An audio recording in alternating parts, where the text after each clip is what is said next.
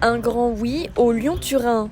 Le soutien à cette liaison ferroviaire en construction s'affiche sur les pancartes et se répète dans les discours. Élus et habitants de la vallée sont rassemblés ce jeudi matin sur le parvis de la gare transitoire de Saint-Jean-de-Maurienne. Ce soutien, ils tenaient à le réaffirmer face à des opposants au projet toujours plus actifs.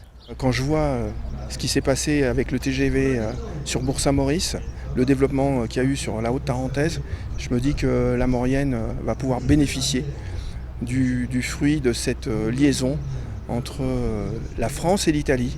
Moi j'ai toujours vécu dans la vallée, j'ai toujours vu les camions passer entre la pollution, le bruit.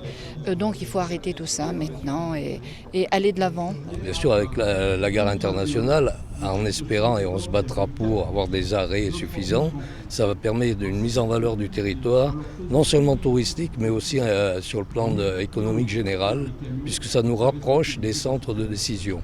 Et les décideurs locaux, eux, font front derrière la mobilisation pour la réalisation de ce projet de longue date.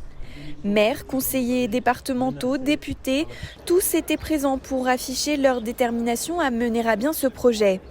Pour nous, il n'y a qu'une seule voie, c'est la voie ferrée.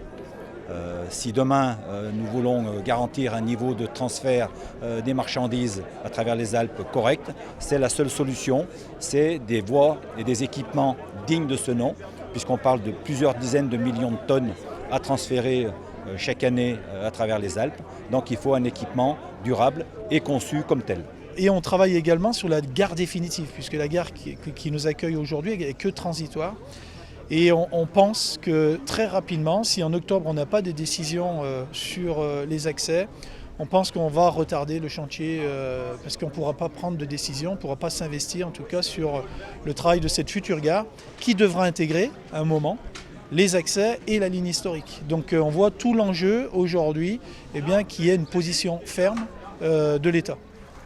Depuis plusieurs mois, en effet, les élus locaux, départementaux et régionaux se mobilisent pour que le gouvernement engage le projet de construction des voies d'accès françaises entre Lyon et Saint-Jean-de-Maurienne. Des infrastructures indispensables, selon eux, à la concrétisation de la liaison ferroviaire.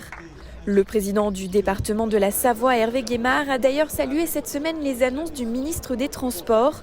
Ce dernier a souligné le caractère prioritaire du chantier et réaffirmé que la France tiendrait ses engagements, notamment financiers, pour la construction de la partie française de la voie.